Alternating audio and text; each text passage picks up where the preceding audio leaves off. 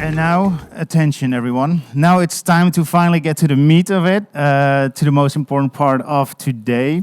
I want to invite Brian Henderson to come over. Brian is the founder of Whole Business Wellness and former COO of Baker McKenzie, and he'll be sharing his thoughts on April's theme. Big round of applause for Brian, please.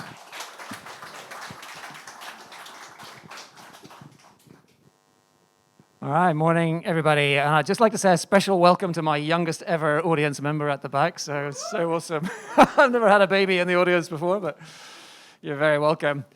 So before we kick off, I'd just like you all to set an intention for today. So just an intention of being open. So it's all about Creative Mornings. I'm sure you're all very open, but not just be open to whatever I'm going to say, but be open to each other. So I'm going to facilitate or invite you at the end just to talk to somebody you have not met before.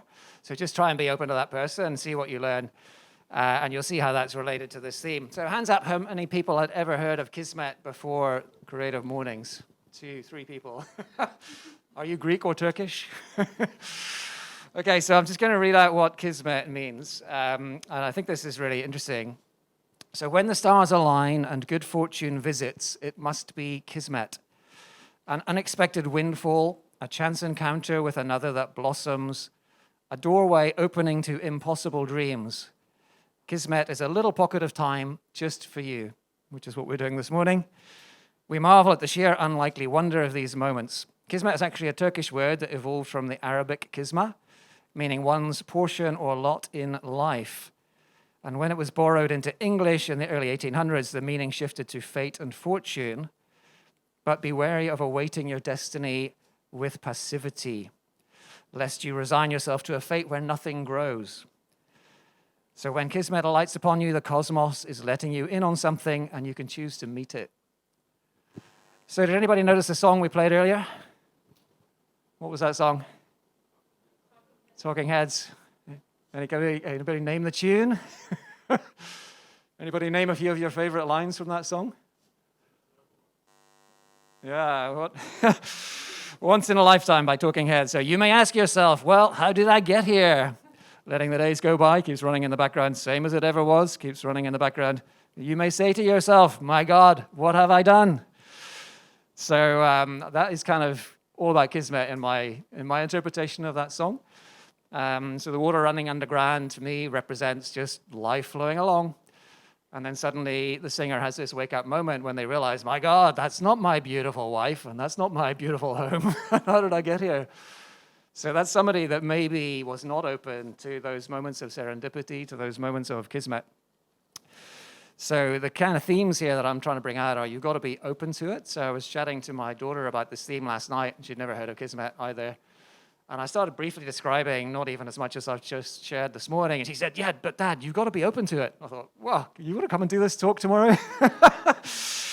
So you've got to be open to it. And you've also got to do something with it. I think that's the key thing. So what I'm going to do is I'm going to tell 4 short stories. And then we'll have a little bit of time just to discuss those stories. So you can tell me if you feel there was some element of Kismet in there, and if so, why? Or if you thought, no, that was just random, serendipitous, or synchronicity, or something else, so you can have a chat about that. So we're just kind of creating a shared meaning here. We may or may not all agree. That's fine. It's just about having a dialogue. So, yeah, to me, fate, I don't like the fate interpretation of Kismet so much. To me, fate seems a little bit passive. It's kind of like just accepting what happens, something you have no control over. So I do prefer that interpretation of Kismet, which is around opening new doors, but with the understanding that you need to nudge them open. So the door might be there, but unless you see the door, unless you give it a little nudge, you're not really going to get the full benefit. So the first little story is about how Mark and I kind of really first met. I mean, we sort of knew of each other through Kate, actually, but we never really spent a lot of time together. And so anyway, I was going one evening to an improv workshop by Lauren Bishop, who's a very cool lady. If you're ever interested in improv, you can check Lauren out. And anyway, I'd been to the venue once before, but I couldn't quite remember how to get there. And so I was wandering around with my Google Maps, and it was just not helping. You know how Google Maps sometimes can just be not helpful? So I was wandering around getting later and later and more frustrated and more lost and confused. And I bumped into Mark, who was also there with his phone, and he came up to me and he said, "Is that Brian?" And I said, I had no idea who it was. He said, "Yeah." What? He said, "Yeah, I'm a bit lost." I said, "Yeah, so am I." I said, "I'm trying to get to this improv thing." And he said, "Yeah, so am I." So there we were. So we kind of found our way eventually to the venue, and we had a bit of a laugh doing the improv. And we kind of kept in touch because we felt like there was some connection there. Neither of us knew like quite what we might do with that, but here we are. So this is where we are. This is why I'm here today, because of that random misfire on Google Maps. Then my second story goes back a few years now, and there's one person in the audience that will be very familiar with this story. But when I joined Baker, I found that we were sponsoring the Women's Foundation's mentoring program. And I thought, that sounds really cool. We send a woman along either as a mentor or as a protege, and they get this tremendous experience, very developmental experience that progresses them as people and in terms of their career. So I went along to this briefing. It was called the Corporate Sponsor Briefing, just to hear what I was getting for my money. And I was kind of shocked to find that I was one of about 2 or maybe 3 guys out of 30 people in that room. And I was thinking, corporate sponsors, like that must be people like me signing checks, for this kind of, most people at that level signing checks for this amount of money are mainly men, sadly, still. So I went up to my friend who happened to be the CEO. We'd been at university together. And I said, "Sume, like, what's going on here? Like, where are all the guys?" And she went, "Oh, right. I've been meaning to work on that for the longest time. Will you work on it with me?" And I thought, oh shit, what have I got myself into here? And anyway, so we got curious about that, and we just kept working on it. And that eventually became the Male Allies chapter. So we had to get the board of Women's Foundation comfortable with the fact that maybe men ought to be part of this journey as well as women, which we did. They were very open to that. And then we were able to create a program, and it's very structured, and we bring guys in, and we basically educate them over time. So it's basically a 10-month program. They learn the challenges that women face. They learn how they can be helpful as allies. And now we've put over 750 guys through that program. We've had over 60 corporate sponsors. And a lot of those corporates have also created their own male ally programs, and they got the men working with their women's groups. So it's just something I'm super proud of, and something that's had an amazing amount of impact. But it would not have happened but for that random little conversation that I had with Sume. So that's one example. Then a kind of a related story. I used to fly around the region a lot when I was with Baker. One of the great privileges of being in that sort of a role. And I was sitting on a Cathay flight, ready to take off, and the captain came on, as he does. That's generally always a he still, sadly. And he got to the point where he was introducing the head of the cabin crew, and he introduced the lovely ex-head of the cabin crew. And the lovely ex was standing like 3 feet in front of me, and I called her over after the announcement, and I said, "Did you notice how the captain introduced you?" And she said, "Yeah." And I said, "How does that make you feel?"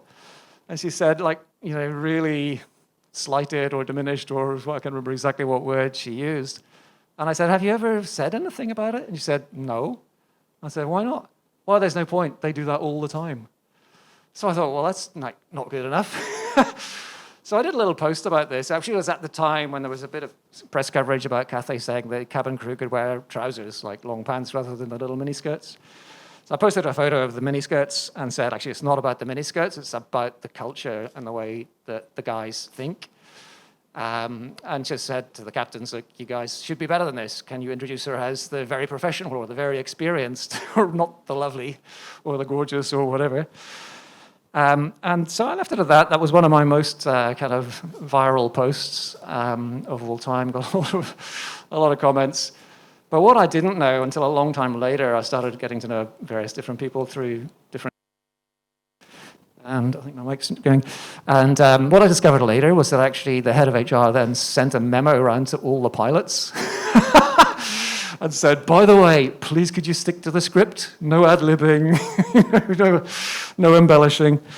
So, again, there's a lot of pilots that fly Cathay and a lot of passengers that hear those messages every day. So, again, one of those little moments that made a difference to probably quite a few people.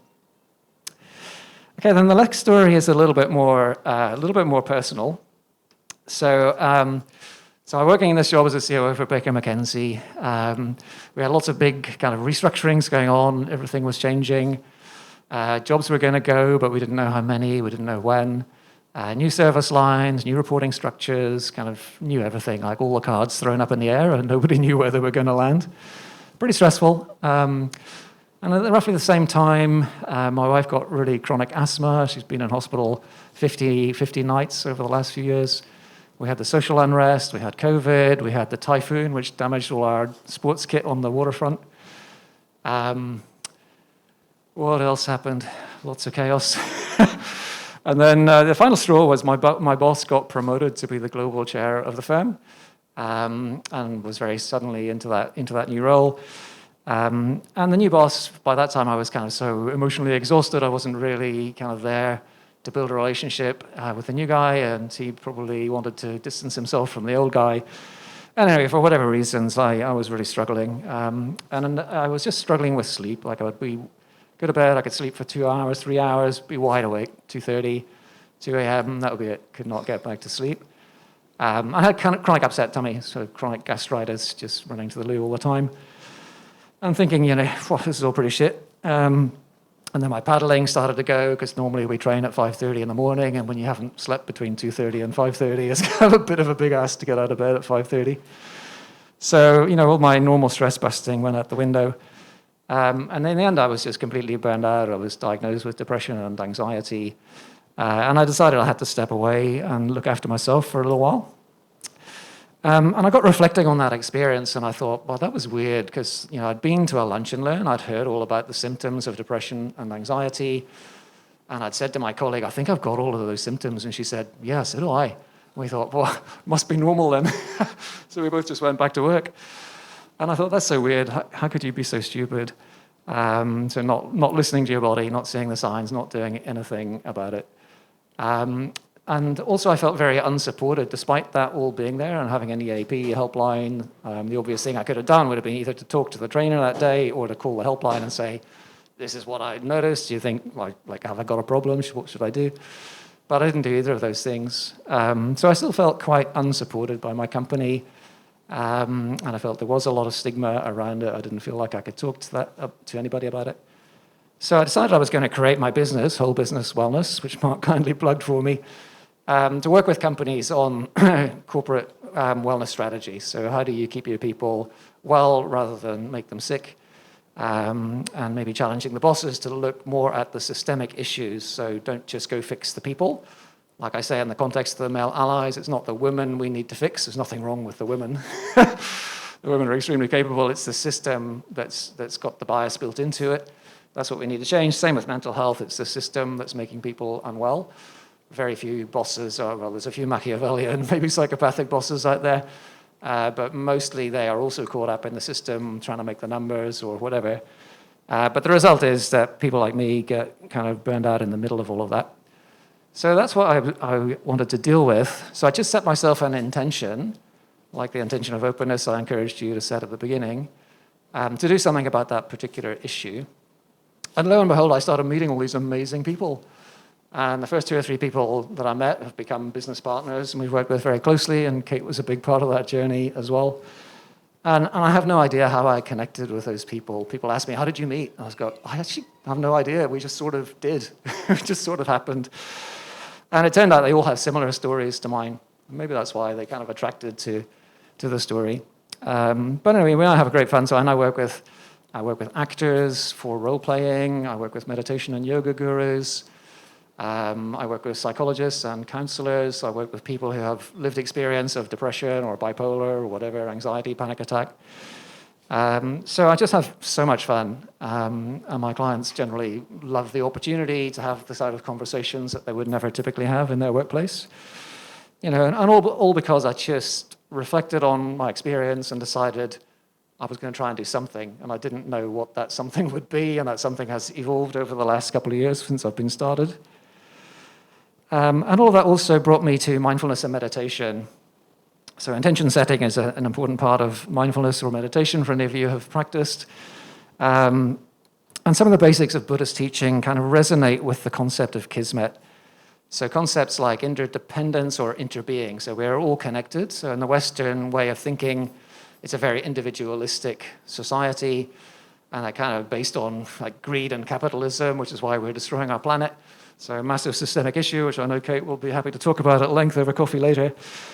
And acceptance. So can I be with whatever's happening? So fate, shit happens. So can I just be with that and just accept it and move on?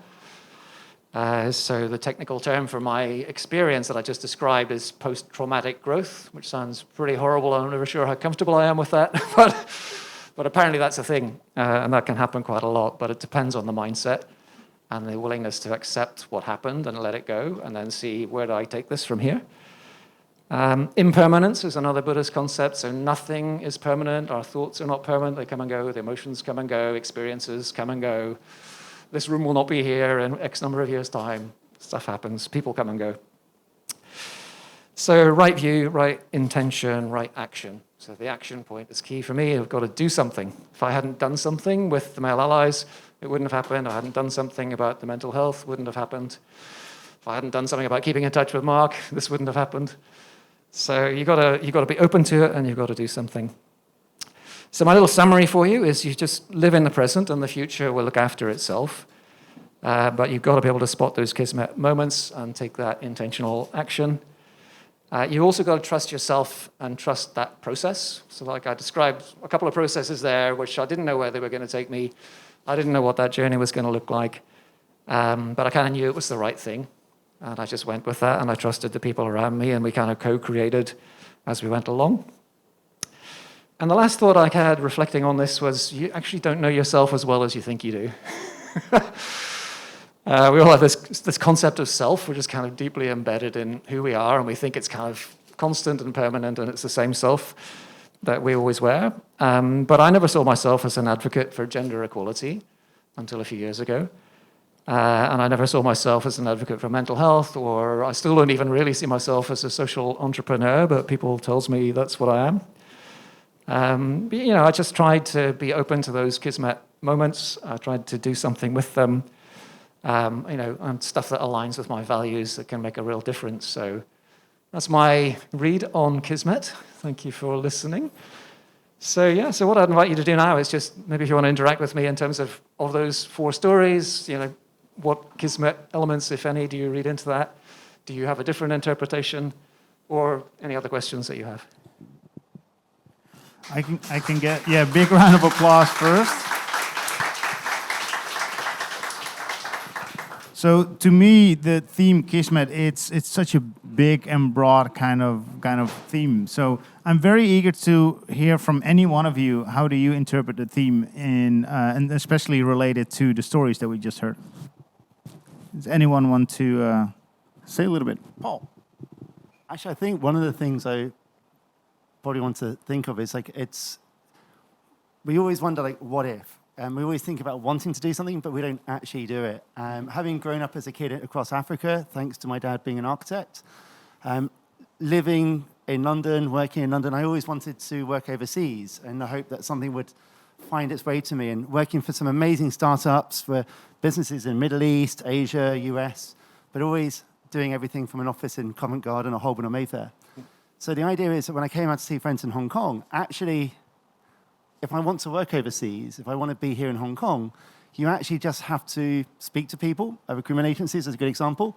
And actually sort of just assess what it is that you want to do in life. And actually, for me, jumping on a one-way ticket to be here with 5 suitcases after selling a house. And then actually, right, I'm here. Now what?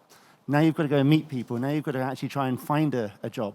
So I think one of the things is you talk about the door needs a little bit of a nudge. But actually, you're right. The idea is we can always think, what if? Maybe we can do something. But actually, sometimes the door might need a bit of a nudge. But sometimes you might just need to also push it wider open. And I think a lot of things about taking risk as well. But I definitely think, opening doors leads to new opportunities.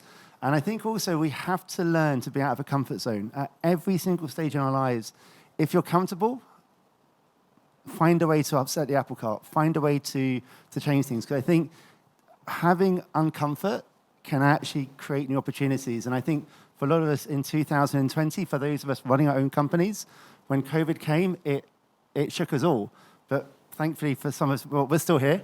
And for those being employed, panicking about our jobs, those in big companies losing them, then what if, and maybe doing something on our own.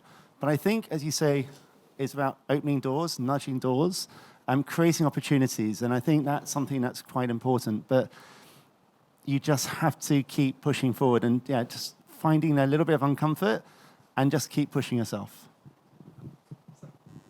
Create your own luck. Yeah.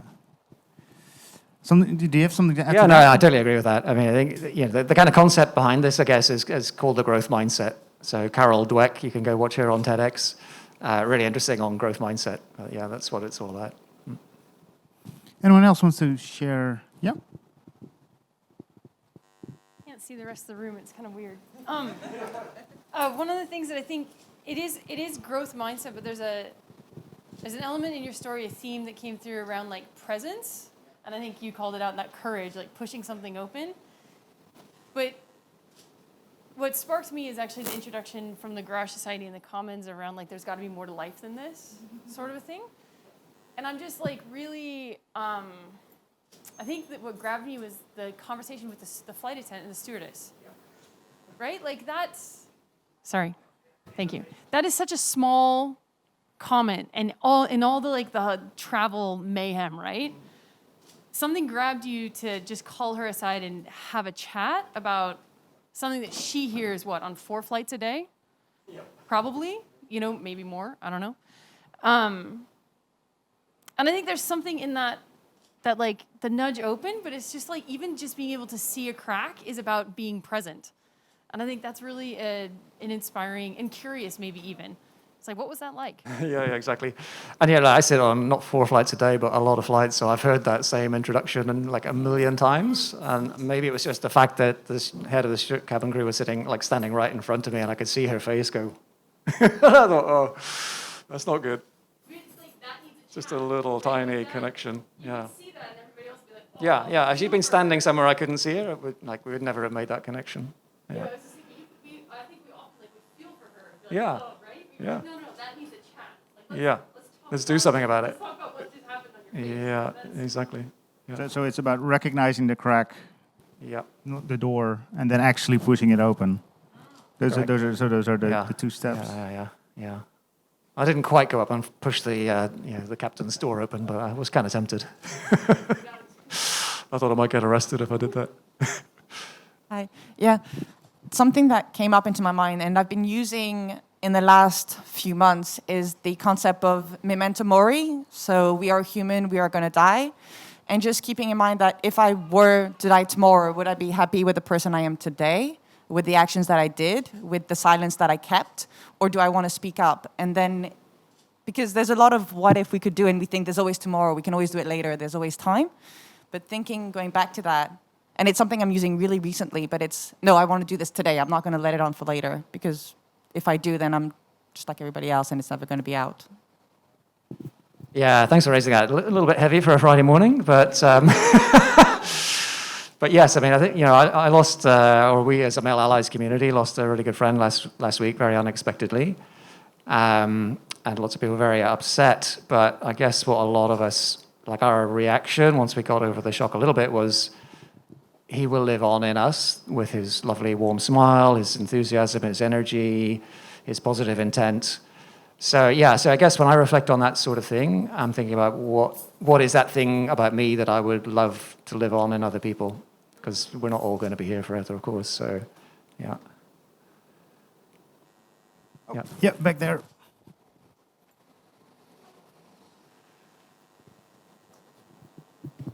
Hi.